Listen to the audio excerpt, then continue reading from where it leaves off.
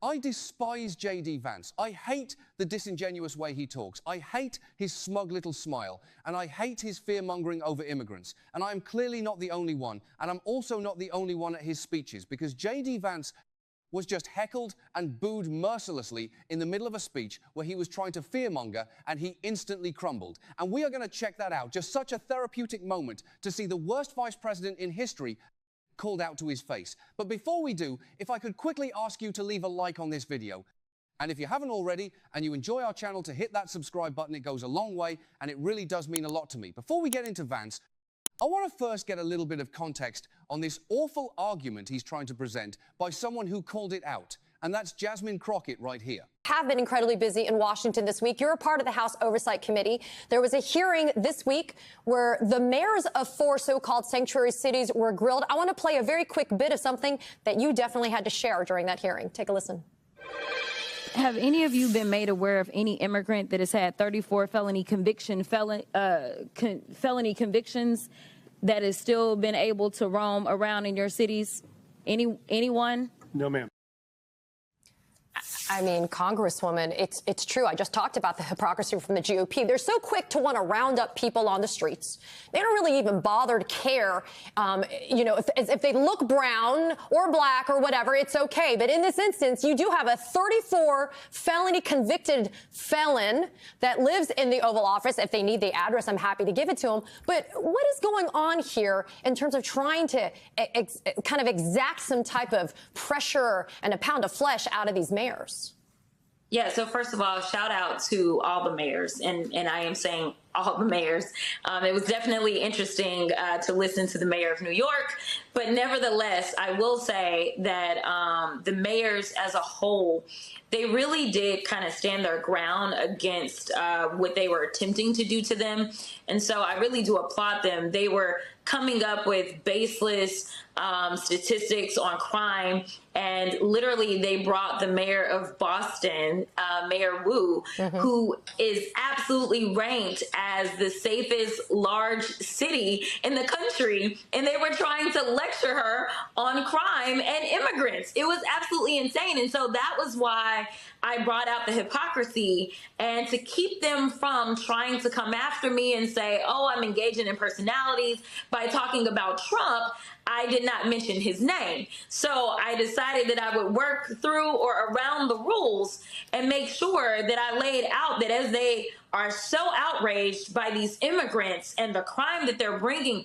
and not to mention city law enforcement, local law enforcement, they are always going after crime. And they don't say, oh, you committed a murder? Oh, but you're an immigrant? Well, let me let you go, right? So they are always focused on crime. They continue to say things like the illegals and that they broke the law coming in. But what they're not telling the American people is that it is a civil violation. It is not a criminal violation to enter the country illegally. It's not a criminal. It's a crime. It's not a crime, which is why they're so frustrated, because they really want our local law enforcement to go out and round up people when they could be looking out for the murderers and the sexual abusers as well as the robbers. They want them to go and round people up on civil accusations. And so that's why I wanted to point out, don't give me this fake outrage about criminals roaming our streets when you guys stand 10 toes down for the biggest criminal that we have ever seen. MAGA is still trying to cry and whine and fearmonger over immigration, talk about all of these illegals, so many criminals,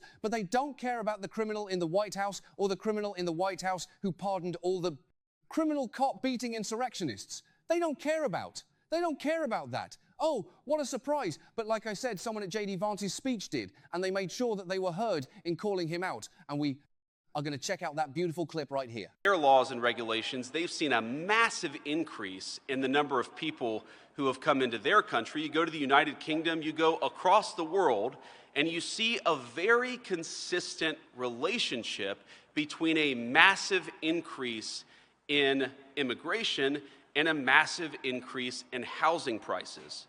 And we have to be honest about that. Well, I see one of our nice representatives out here wants to actually, I guess, continue to flood the country with illegal immigrants, making your communities and citizens unaffordable.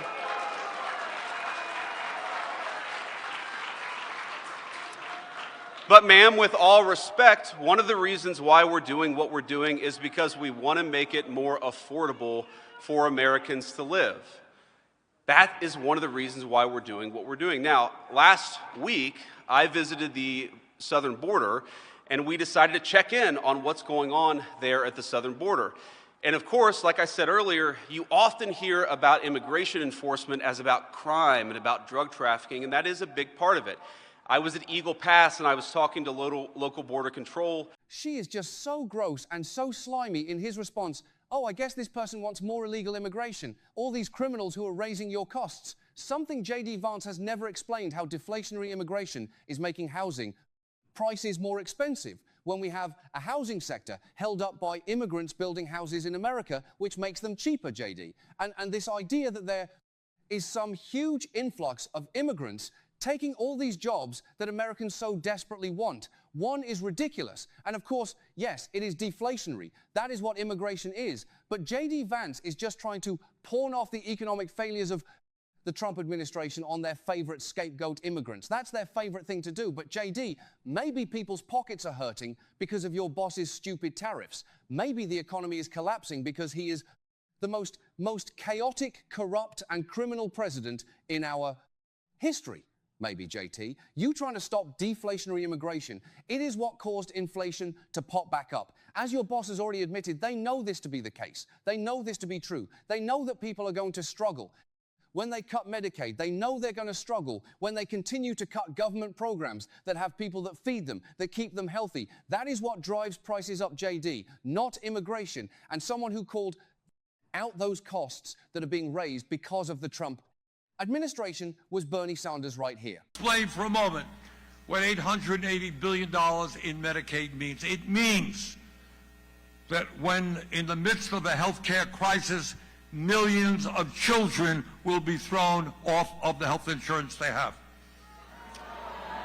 If you have a mom or a dad in a nursing home or somebody who may need nursing home, understand that 2 out of 3 people in nursing homes get there through Medicaid payments. Cut Medicaid, it's going to be harder to get people into nursing homes. Quality of care will deteriorate. We have 32 million people in community getting their health care at community health centers, something that I've worked very hard on, primary health care. 40% of the revenue for community health centers comes from Medicaid. Slash Medicaid, it'll be harder for millions of people to get the primary care, the dental care, the vision care that they need. We are not going to allow them to slash Medicaid in order to give tax breaks to the rich.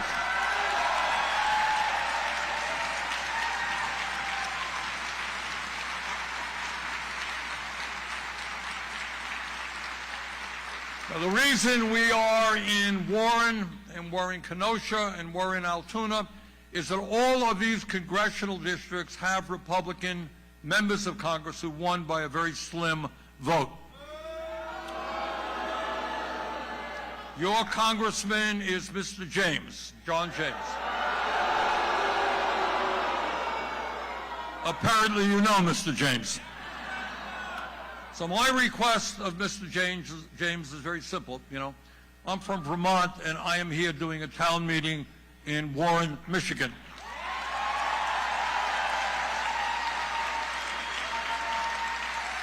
Mr. James, I think your constituents here in Warren would love to do a town meeting with you.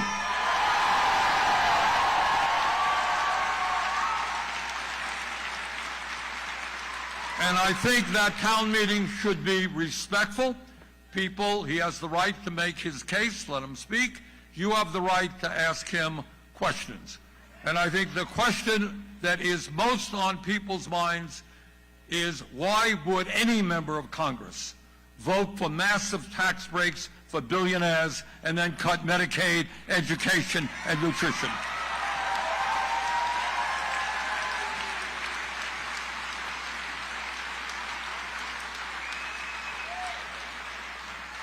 But Mr. Musk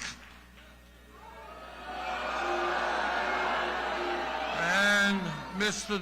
Trump are not only going after Medicaid and nutrition programs. They're going after Social Security. I think I speak for every member of the Senate in telling you that we get calls every single day from seniors, people with disabilities saying, I am trying to reach Social Security, I got a problem, I want to talk to somebody. It's taken forever to do that. In fact, shamefully, some 30,000 people die every year waiting for an understaffed Social Security. They are way understaffed today to approve disability benefits. You got that? So people are sick, they're on disability, takes them forever to get their issue dealt with, and they die in between. What Musk and Trump are proposing are massive cuts to Social Security staffing, which would make it harder for people to get their claims addressed. That would mean more people will die. That is not acceptable.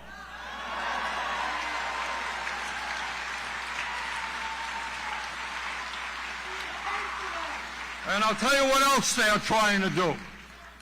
One of the honors of my Senate life was I chaired for a while the U.S. Senate Committee on Veterans Affairs. And I'm very proud of that, and I had the opportunity to meet people, great veterans, not only from Vermont, but all over the country. And I think no matter what your political view may be, I think there is nobody or very few people in America who would disagree that when a man or a woman puts their lives on the line to defend us, we honor our commitments. That is the truth. That is the truth of the situation. It's none of the nonsense that JD Vance is trying to pitch that. JD Vance is trying to push his disgusting xenophobic narrative. God, I hate him. I don't like using that word. Sometimes I do. And in this situation, I really do. And it was good to see him get called out to his face. We need more of that. We need more good trouble. And we're going to make it every single day on this show. And if you want to support that, as always, you can hit that subscribe button, you can leave a like on this video, and if you stuck around at the end, you can drop a blue heart in the comments. And until next time, I'll see you soon.